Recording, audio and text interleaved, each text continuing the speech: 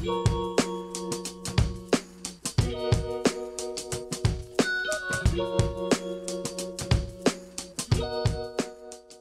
everybody. Welcome to Altabanking.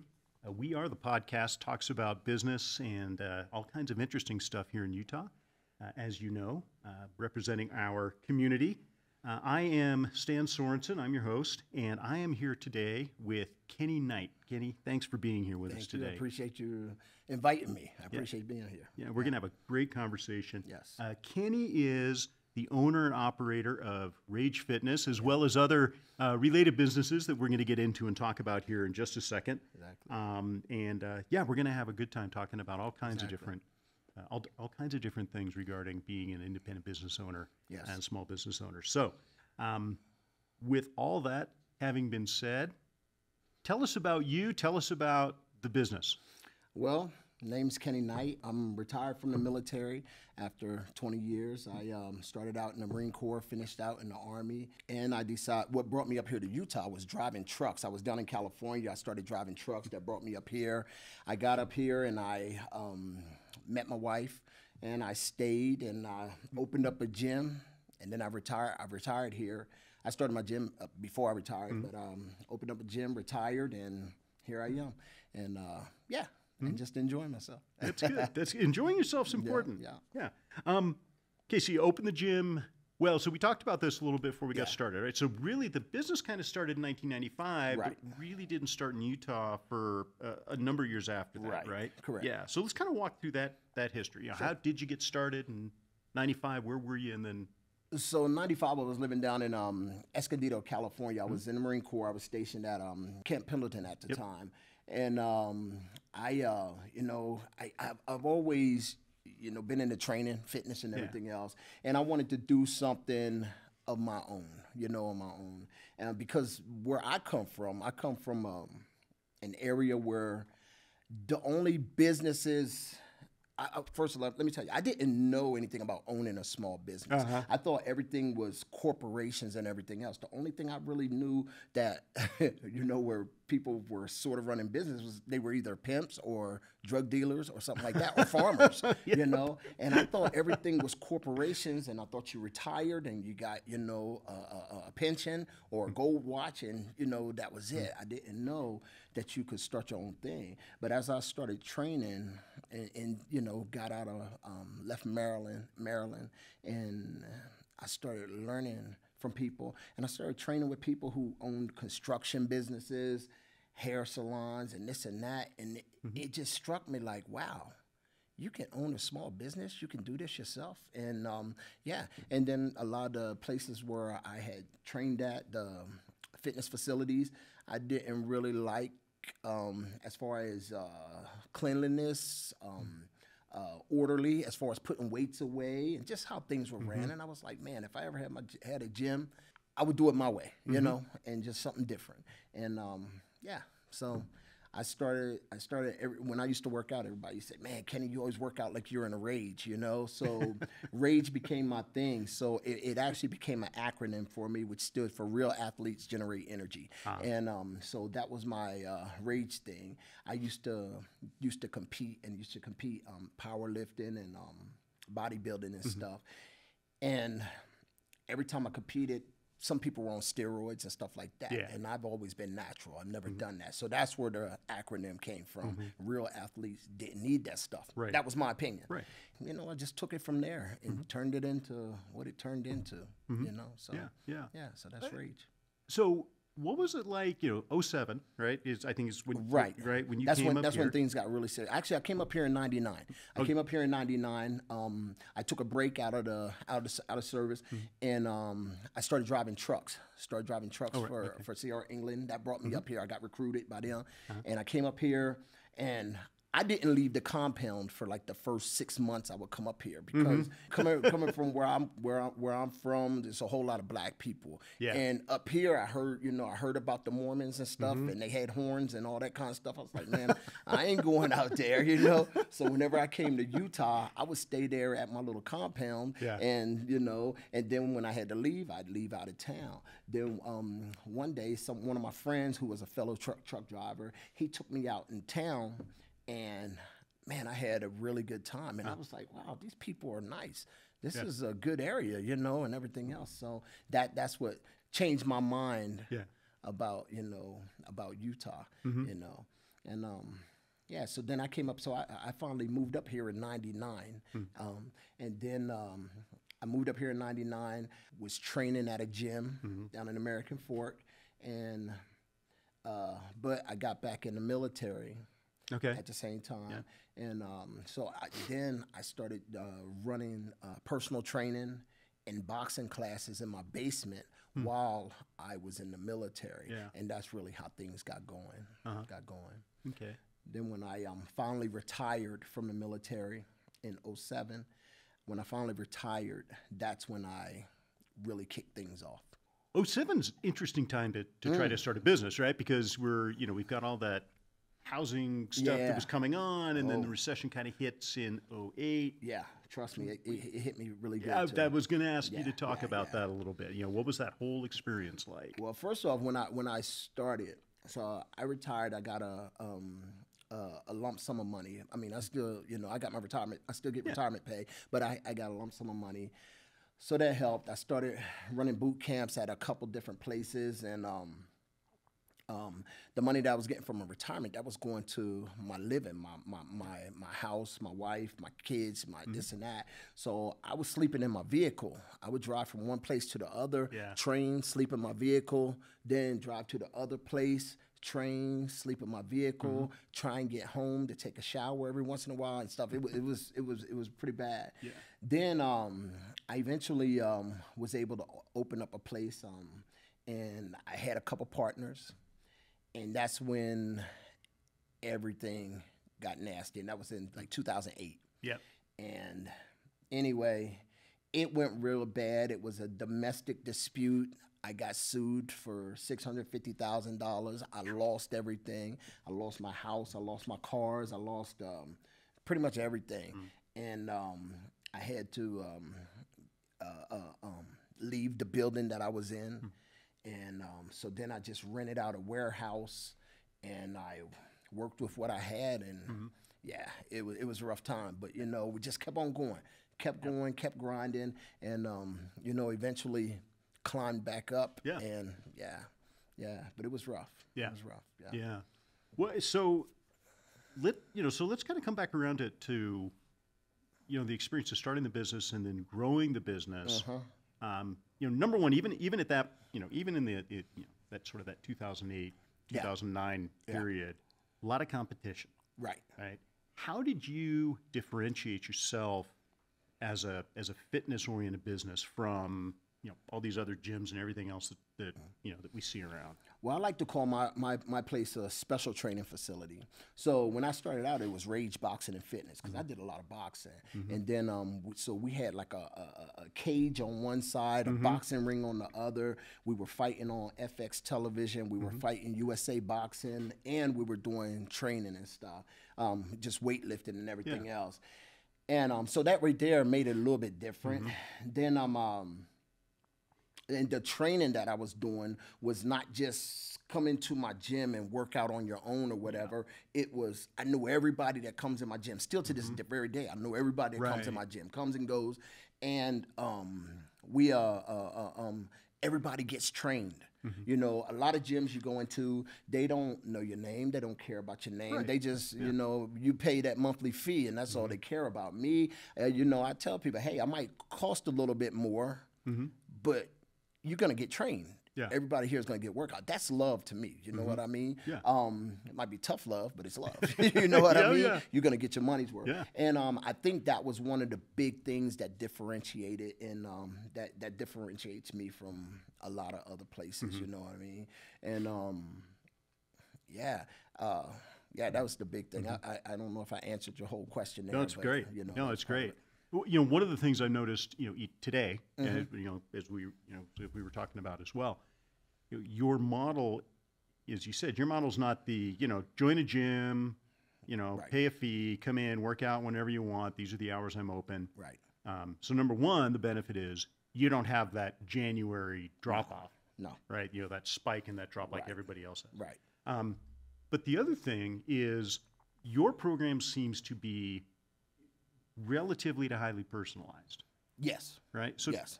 kind of talk about that. Tell us about that process. You know, if someone comes in first time, they meet you, what's that conversation like?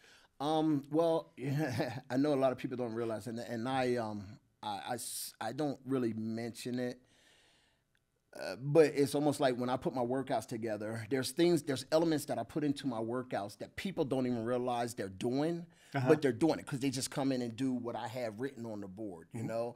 And I was teaching some people today about like 3 points of flexion for each muscle. And I was like, you want to work it in a stretch, contracted, in mid-range position? And they were like, oh, I didn't know nothing about that. I was like, well, don't worry. You've been doing it anyway because it's in the workouts. Right. That's why the workout is always different, you know? So you're always, you know, you never get a chance to plateau. But the other thing, there's something that I also do at my gym, and a lot of people don't know that's happening. I'm not only testing them physically, I'm testing them mentally and emotionally. If you come to my gym, there's chalkboards with quotes all around my gym, and every quote points back at them.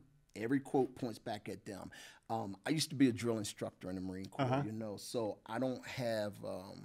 I know this might be bad, but I don't have patience, I'll say, or I don't have a tolerance. I don't have a tolerance for can'ts, and you know,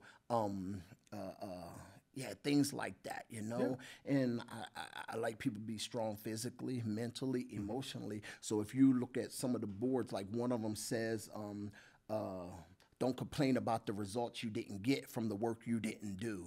You know, another one to say, let me think. If you want it bad enough, you'll make a way. If not, you'll make an excuse. I mean, it's things like that. So it's always back on them. It's always back on them. And, you know, and it's funny, people come in and they start reading those boards. They read them and read them and read them every day, you know. And sometimes it catches you at the right time. In fact, on my social media, every morning at 3:30 when I get up, I put up a motivational quote. You know, Monday through Friday, there's a motivational quote. And, you know, they're not for everybody, you know. Some of them are for some people someday, and they'll hit me up. Kenny, thank you. I needed that today. And then sometimes I'll get some feedback like, yeah, but this one ain't right because of this or that or whatever. Well, that one wasn't for you. You know what I mean? So, so that I think that I think it's the genuineness. I think it's the genuineness when people step into my gym that it's just genuine. It's real. Our conversations, I ask questions, and mostly I'm asking questions about how bad they want it. You know, I don't want you to come into my gym and think that I'm going to do it for you. I can't. You know what I mean? I mean, I can give you all the tools, but I can't do it for you. And I want them to know that. So I don't want them to come in and think that they can hop on the treadmill, which I don't have anyway, because I don't want anything doing the work for them. But I don't want them to think that they could come in and just do nothing and get results and then be upset because it didn't happen. You know what I mean? You come in, it takes some hard work. It takes dedication, but you know, it doesn't always happen in the gym. You got to go home and you got to eat right. If you're not eating right, you know, and that's the biggest part. And I let people know I'm not a stalker, so I'm not going to follow you home and make sure you eat right. I don't have time for that trash. So, you know, you come here, you're going to get 100%, but then you got to go home and do the same thing. You can't work out like a monster and eat like a mouse or vice versa, and, you know, and think it's going to happen, you know, and I let people know that kind of stuff. And then I test them emotionally too, you know. I'll say, I won't say things like to directly be mean. Well, sometimes, but that's just fun. But that's just being fun. But I say things to people,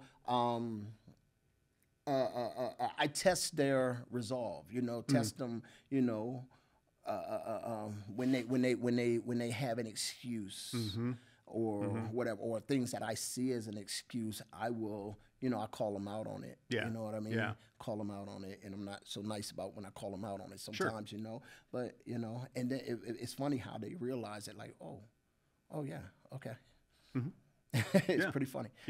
Oh yeah, I'm sure it is. So, I'm sure it is. So Yeah, you know, and you know, a lot of people need that little, you know, number one, to my mind, It shows that you care, D- right? Exactly. Even if you're calling somebody out on making an excuse, it's because you care, Exactly. right? And you want them to achieve what it is they came in to Exactly. achieve, right? Yep. I get that. And we make and they don't just get that, but they get when they walk in the door. Usually, remember that show Cheers? Oh yeah. And Norm would walk in. Norm, yeah. every time he walked in, Yep. they get that.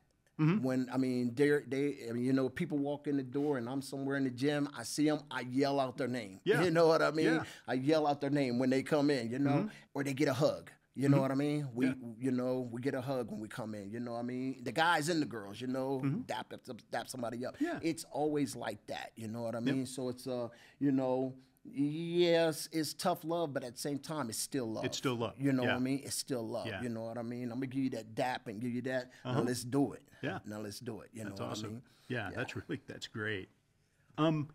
So you've got Rage Fitness, Yes. and then you've got the supplement business, Supplements. right? Salute Supplements, and I just drew a blank on the third one, even though I was reading it again this morning. Okay. There might be a couple, but there's No excuses. no excuses, no regrets. Yeah, no coaching. regrets. Yeah. No excuses, no regrets. Yeah. Then there's TTK Bod Squad. That's a body fat tester I have there. They have one down at BYU, one at University of Utah, and I think there's one somewhere in Murray, and then I got one at my gym. you got one. Okay. And then there's also Knights Armor. Knights Armor is when I go and speak at different schools and stuff like that, and I go and do boot camps at schools and things like that. So it all really started with Knights Armor. Okay. Knights Armor, because my last name is Knight. Right. Yeah. And my childhood. I had. How do I say it? My childhood was my childhood. I loved it. I loved it. But a lot of people would look at my childhood and say it was pretty rough. You know what I mean? Just one from the area I grew up and how poor we grew up, and then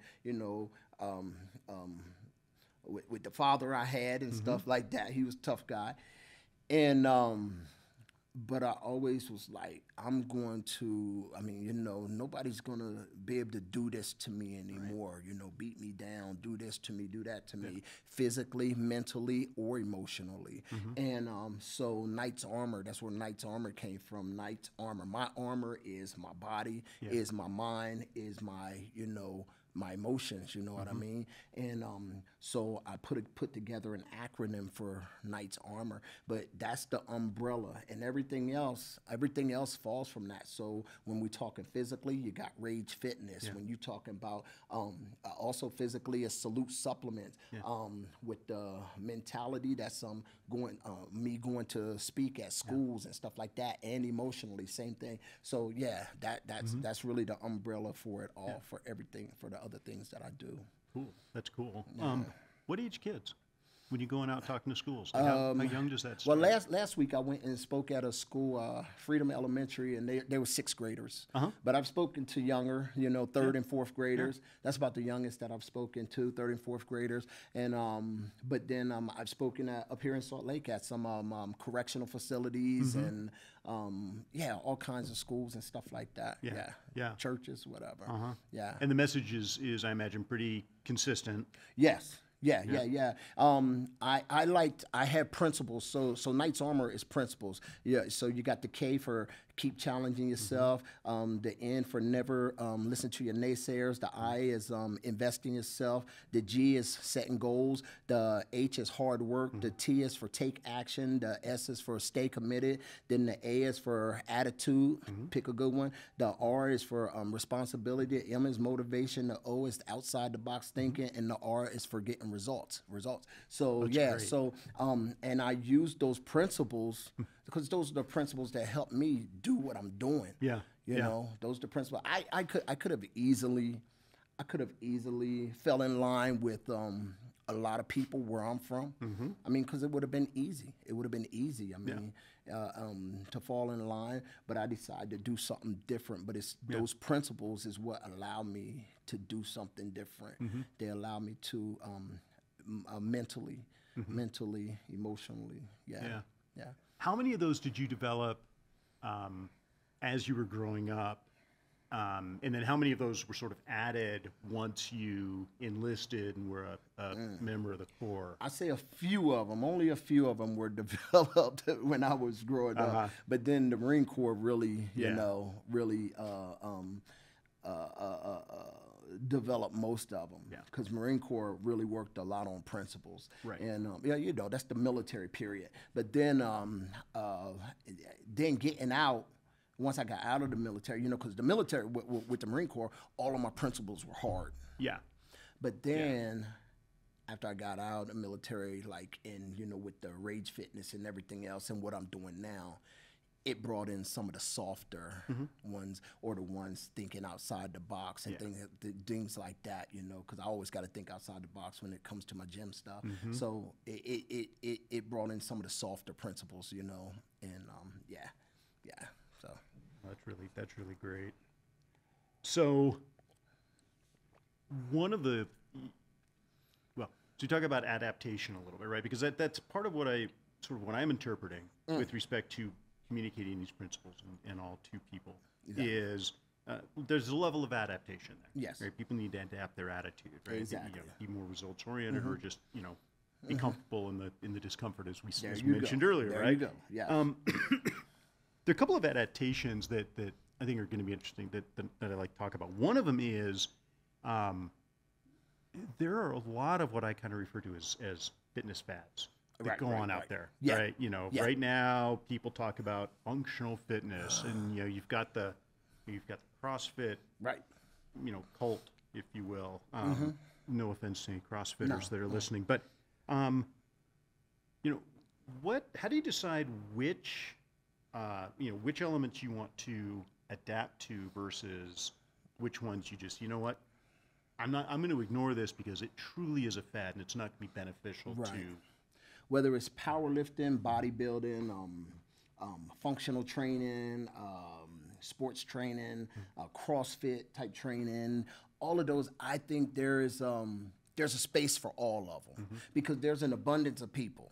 There's an abundance of people, and people like different things, and it's whatever works for you, whatever works for you, physically, mentally, or whatever, emotionally. I think they're all good. I can find good in all of them. You know what I mean? So I think they're all great, to be honest. But you gotta if you change nothing will change. Right.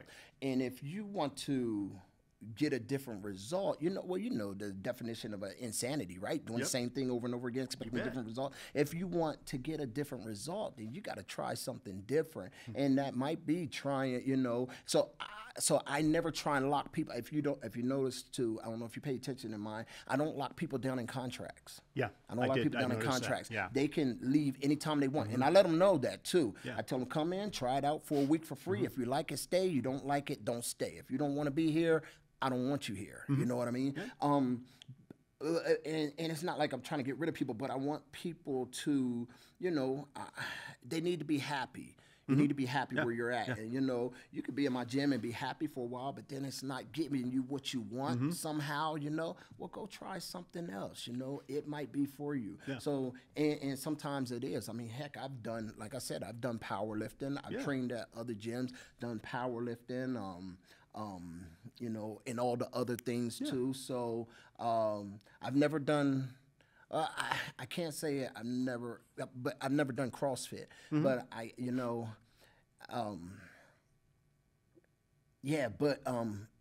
think it's it's good. It's good because it works for a certain group of people. Yeah, and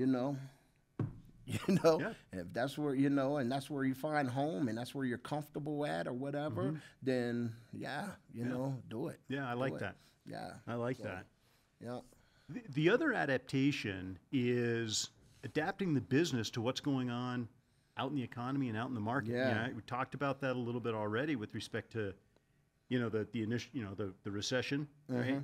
As you were getting started, but we've had a couple of really wild things happen the last couple of years, right? Between COVID and now we've got this kind of this inflation recession cycle that's going on.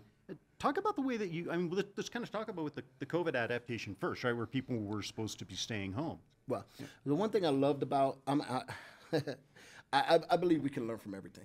Sure. And I actually enjoyed the COVID period because it made people think outside the box. And it's the businesses that learned how to adapt and think outside the box. Those are the ones that are still, working. I never shut my gym down the whole time. You know what I mean? Because that kind of stuff, I know it's hard to say, and I know a lot of people don't agree with this or won't agree with this, but the mind is a powerful beast. The mind is a powerful beast, and I'm one of those people. I don't feel like, I tell people I don't get sick. I don't get sick. I just don't do it. So when COVID came around, I was like, I ain't worried no darn COVID. I don't get sick. So I don't worry about that kind of trash.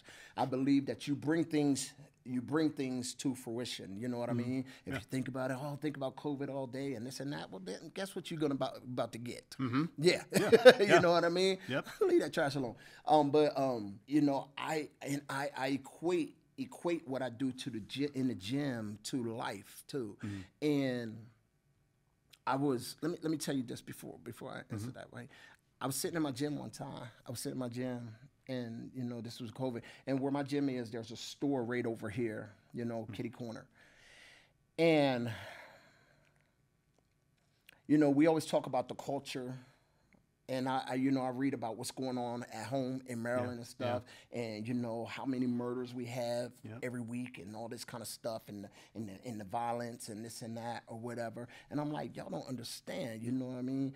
These people are fighting every day for their life. They're fighting, so it's a struggle. So that's why you got violence, and that's why you have this and that going on. Well, then COVID happened, and people were out of toilet paper.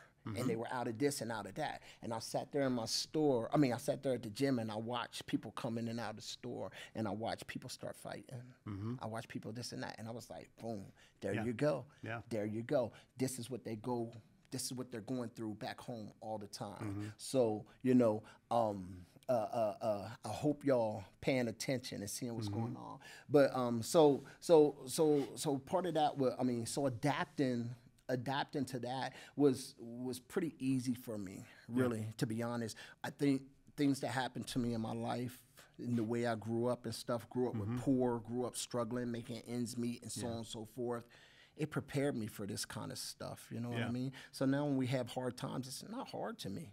It's like, just life. Suck it up. Keep moving, keep doing what you're going to do. And if you have faith, it'll work its way out, as long as you keep working, it'll work its way out, keep pushing forward, and adapt to situations. So I changed up a few things, told people wash their hands and clean equipment and this and that and everything else, really the stuff that was required anyway. Right. Put your weights away and, but people felt comfortable.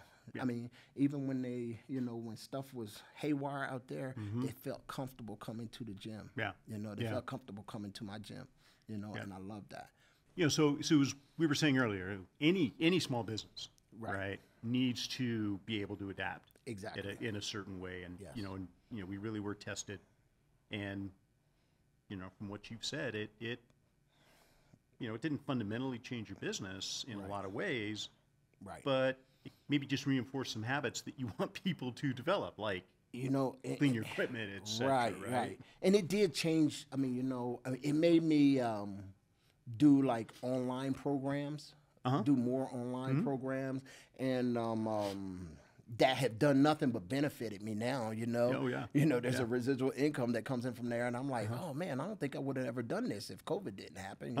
And then selling my products online and stuff more. So it made me, when you're my age, I'm 52. So when we still sometimes we get into that old school mindset, you know what I mean? And sometimes I still want to walk the streets and put flyers on people's houses and cars. And I'm like, no, you don't have to do that. You can just put something together and hit send, and it could go out to thousands of people, you know? So that mindset is just, sometimes we still get stuck there sometimes. And okay, I want to kind of shift gears a little bit. I want to go back to the whole sort of the whole process of starting a business.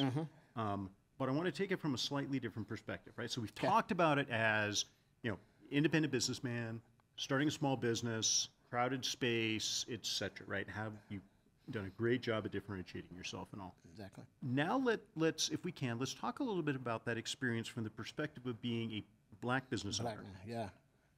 How does talk a little bit about that? There was some positives, but there was some negatives. Sure. Or I'll say there are some positives and there are some negatives. People are curious. You know what I mean? People are curious. And, so, and I see this, and I think I get business because of that. People are curious. I also think I get business because I don't know how to say this, but, a lot of people, we live in a predominantly white area, Yes. So some people want to say they got a black friend. You know what I mean? Sure. And I can see it sometimes when I go to football games or I go to restaurants or I'm here or there or whatever. Kenny, and my wife always says, "You're a celebrity. Everywhere we go, somebody's saying your name. Everybody knows you." You know what I mean? And we went out last night, and I don't know, we were walking out the door, and I had like 4 people stop me to talk to me, and she was, and it pisses her off sometimes, but so I see that, and I see that because.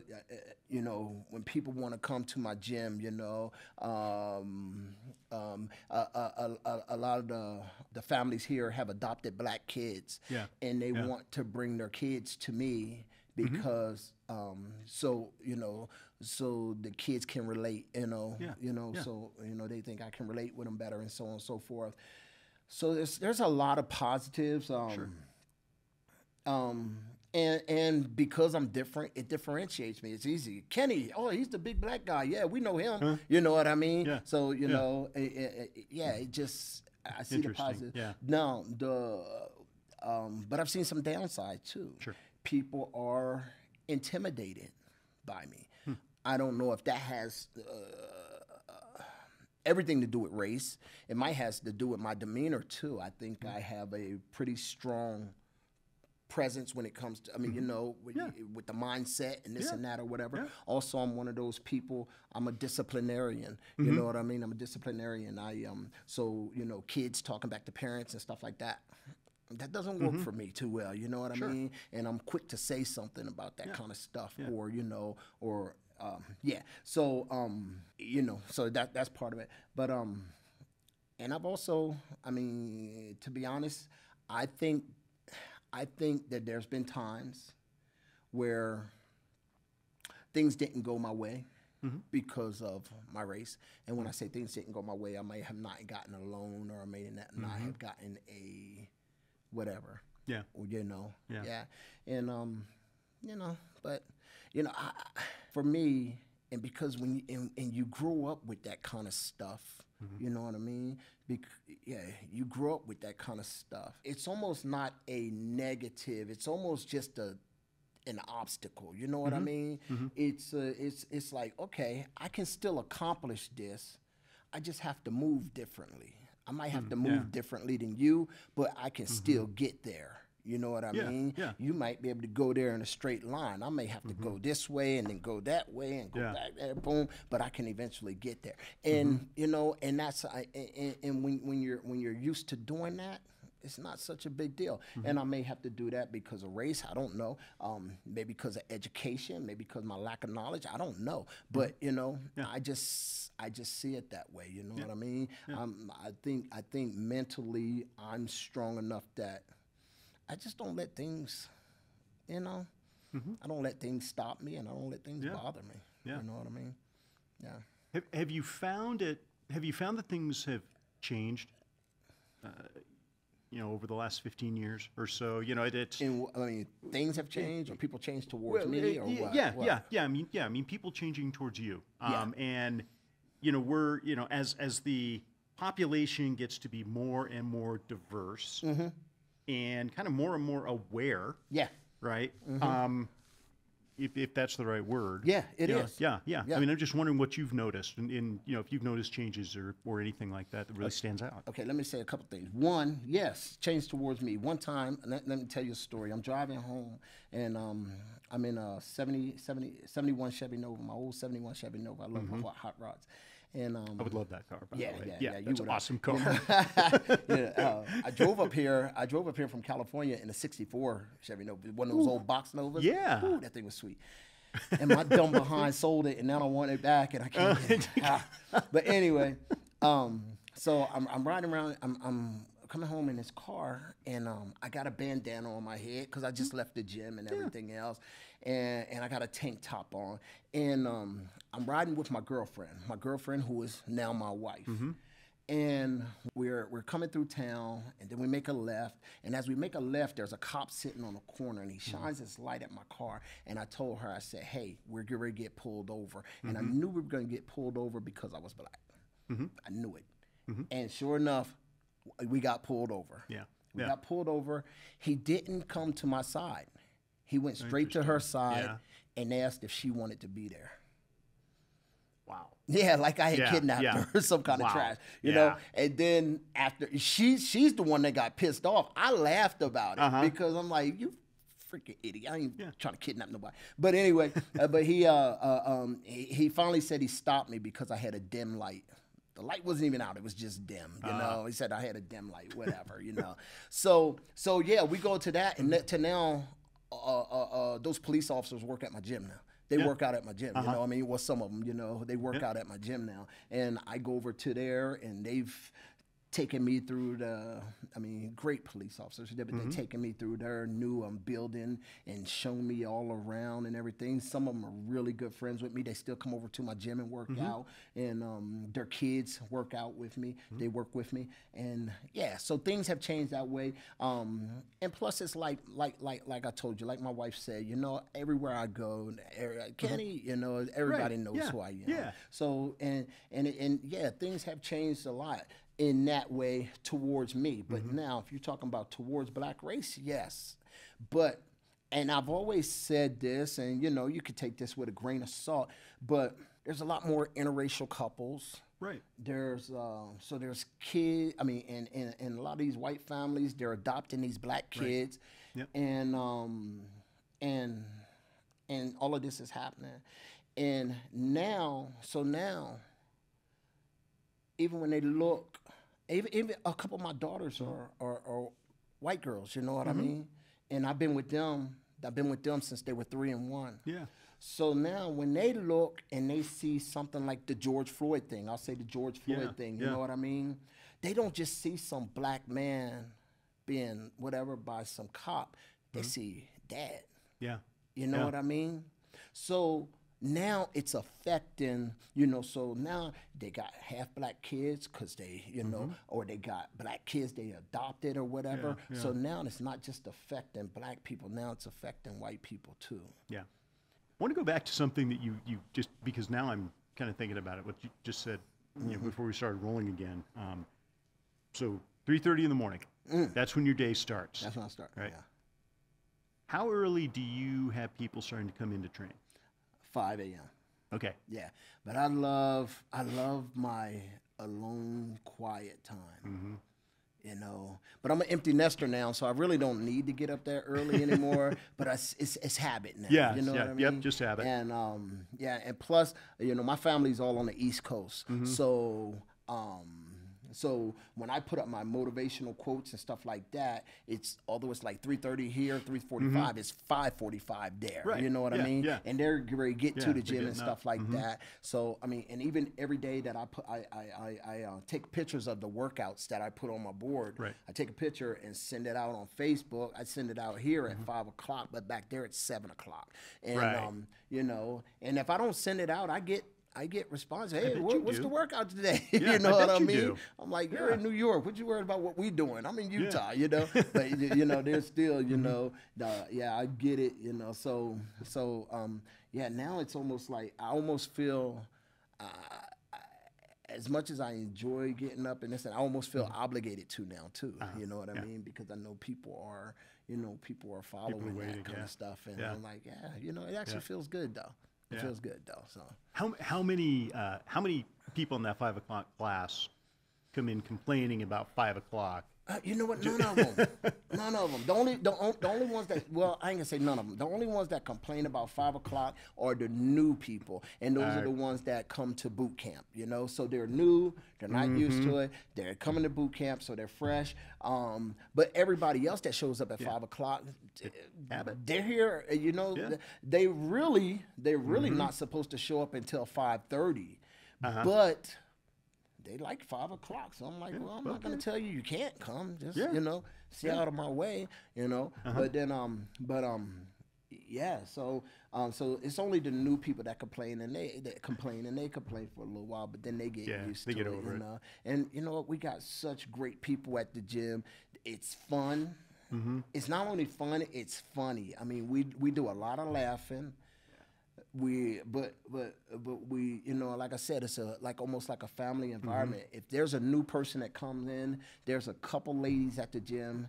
They will go and introduce themselves, and they, tell them the ropes. I don't even have to. Sometimes people, I have people bring people in, and I don't even have to do the paperwork. They take them to the front desk. They go under. They pull out the paper, tell them fill this out, and leave it over here for Kenny or whatever. I don't even have to do the work.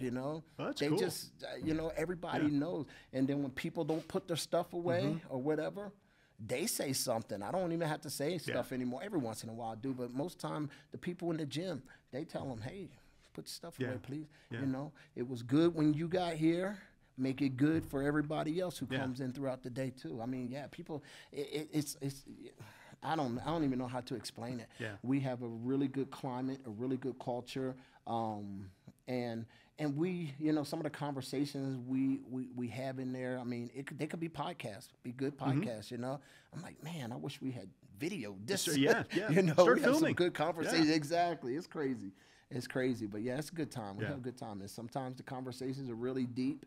Sometimes they're light. Sometimes they're funny. Sometimes they're inappropriate. Probably, Probably, but it's just, but yeah.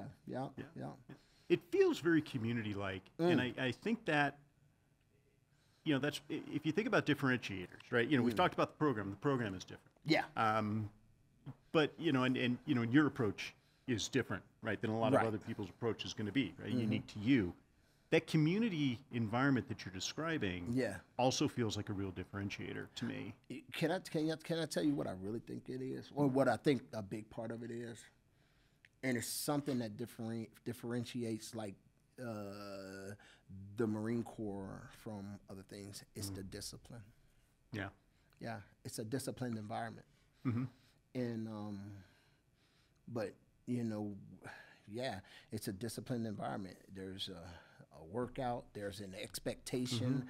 There's there's the cleaning up of your stuff and being responsible for you and this and that. There's a different, a discipline. And man, when you got that, but that's how it was. And when I, with my wife and myself, that's how we ran our home too. There's a discipline, and it was smooth. It always just worked. But I think it's because of discipline. I appreciate that. I can appreciate that. That's something that is at times missing. Oh yeah, I think it's missing a lot. Yeah, as we've talked about a little bit. Gosh, you get the, and that, I see, my boys are both out of college, and and they're both fairly too very disciplined depending on the day of the week. Yeah. But they have friends that aren't. Right. I've seen what that's like. Yeah. And it's just it's chaos. Yeah. That's exactly. That's exactly. And when there's not that discipline, really the child or the person in that environment, they don't feel security.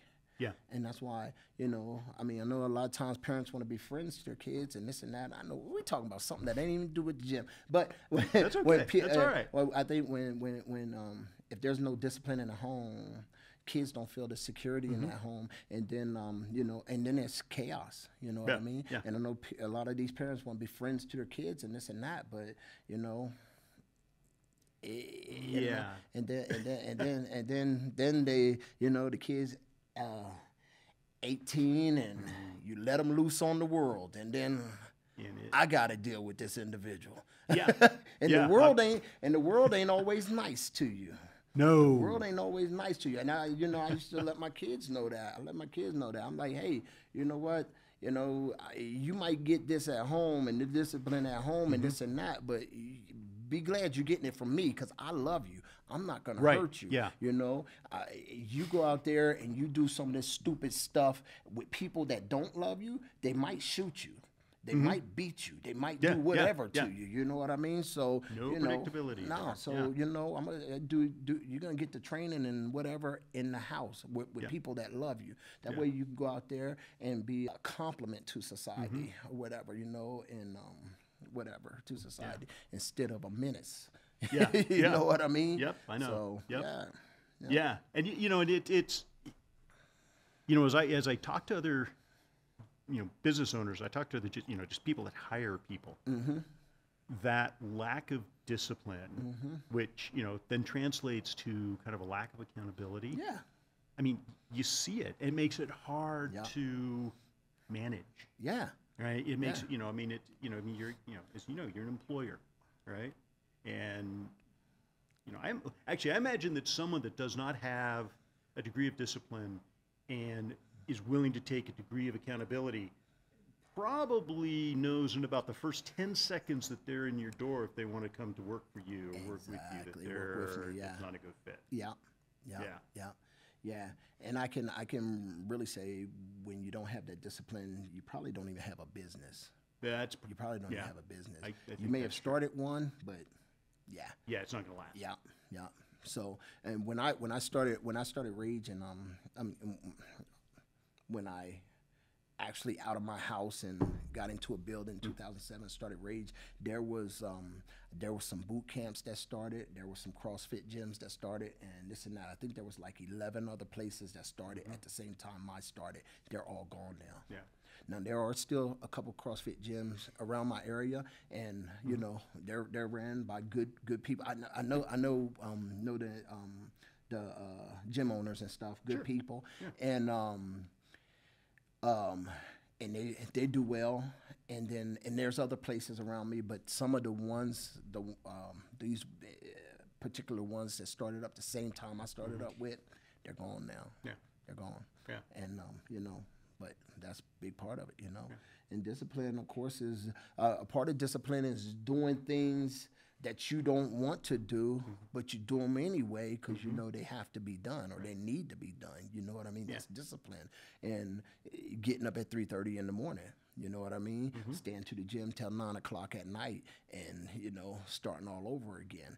Working out when you don't want to work out and this and that. Not making excuses for why you can't, why you shouldn't, and stuff. That's all part of discipline, you know. So yeah.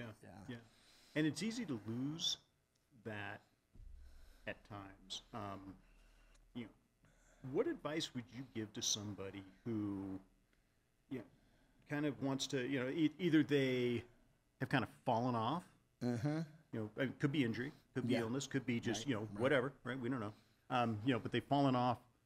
That's kind of one scenario. The other is, you know, somebody who wants to begin to become more disciplined, you know, who didn't have that, you know, sort of that level of commitment at some point in their life. And now they come to you, 20-year-old, they come to you and they're like, I want to start doing this. Right. Yeah. You know, one of the big things is make a decision, you know, make a decision. Once you decide that that's what you're going to do, then do it. You know, I mean,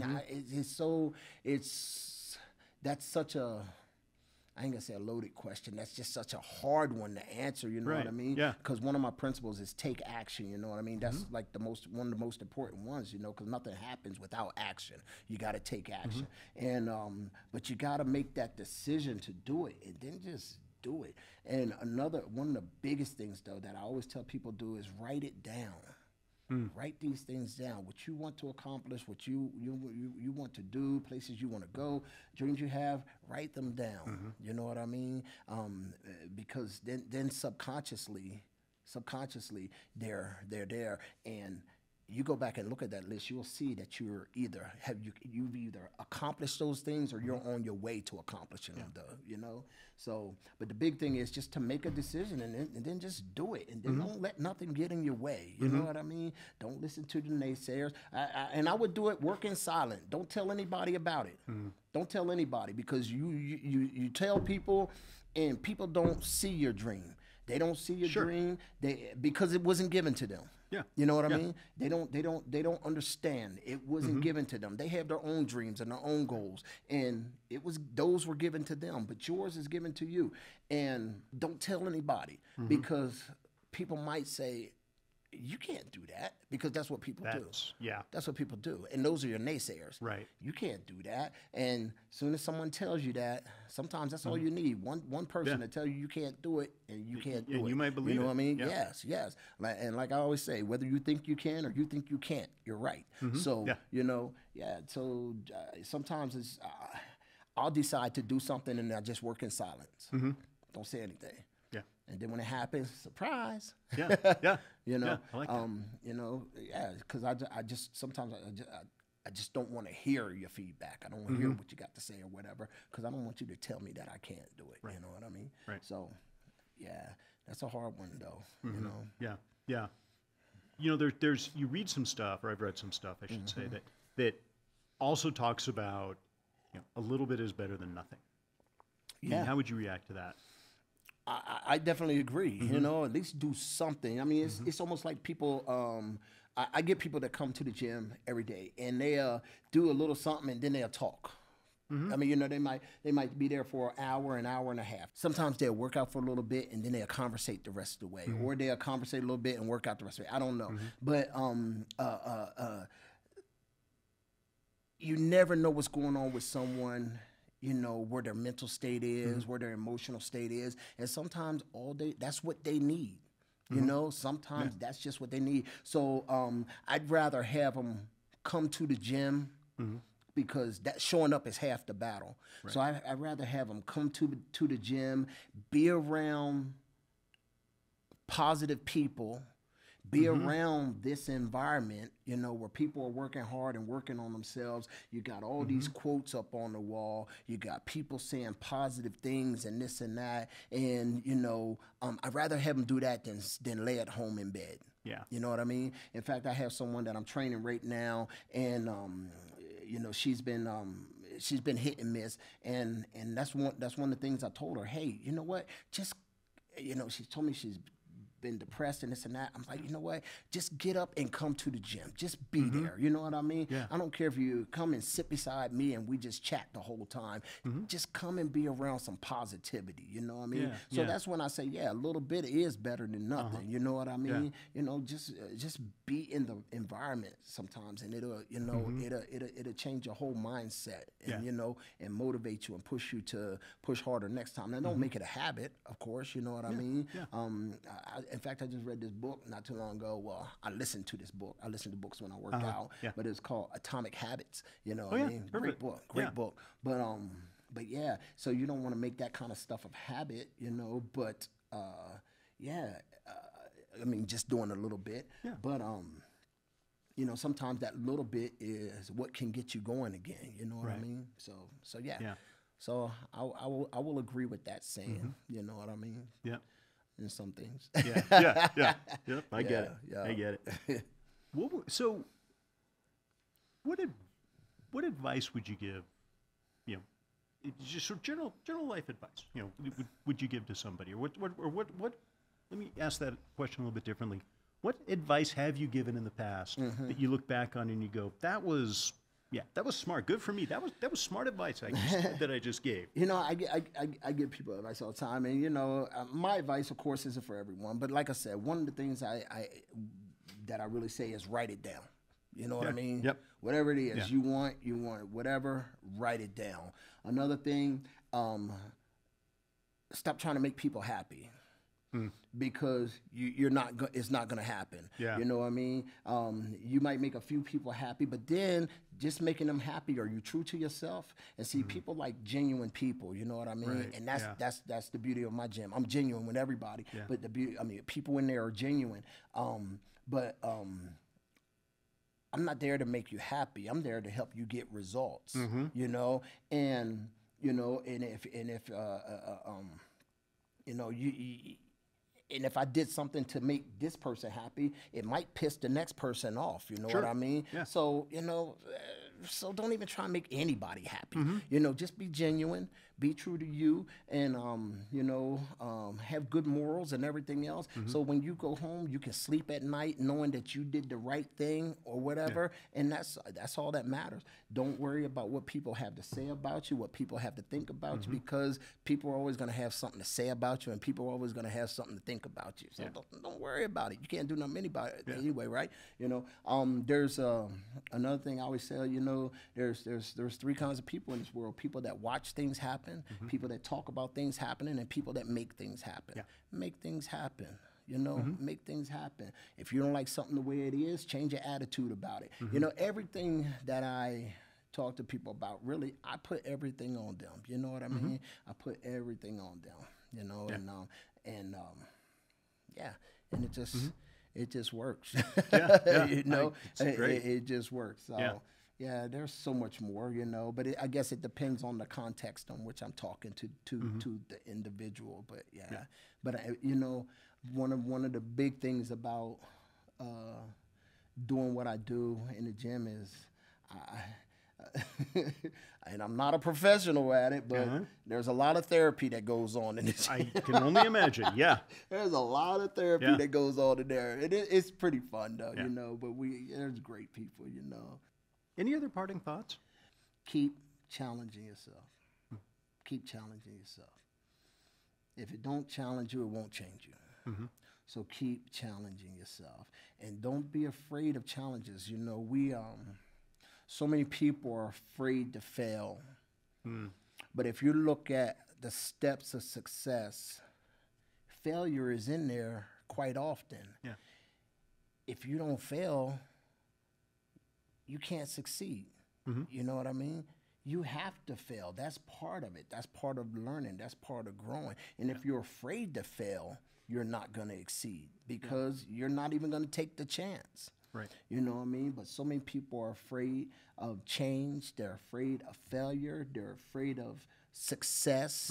They're afraid of the thought of it. But you know, I think it was, who was it, Steve Harvey? Somebody said, you know, the cemetery is the wealthiest place in the world. Les Brown, I think it's Les Brown who said that. The cemetery is the wealthiest place in the world because there's been so many people that have died with their dreams, with their goals, with their, you know, their thoughts and ideas and so on and so forth, that were afraid to put them out there because of fear of failure, fear of success. So they took them with them. They took it with them. And if they had utilized that, you know, we could have benefited from that. We could have benefited. I think they said most people, I think it was like 20% of people are doing in life their gift. Are doing their gift or surviving on their gift or, you know, running with their gift. And 80% of people are working for survival. If that was reversed, can you imagine the kind of world that we live in? People will be a lot happier. There'd be a lot less over-the-counter medications. There'd be a lot less what's the word? Depression. There'd be a lot less, you know, probably disciplinary action needed because people would be happy. Because they'd be doing what they love. Man, we'd have a whole different world. That would be. That'd be nice. You know, I was taught as a kid, find something you love to do, learn how to make money at it, and you never work a day in your life. And, you know, I get up at 3:30 in the morning, I go home at 9 something at night, I eat, I get a couple hours of sleep, and then I'm right back at it. But, you know, I don't feel like, look what I'm doing. I'm here talking to you today. This is work. This is my work. Yeah. I work, but I don't work. You know what I mean? I get it. I get it. It's, yeah.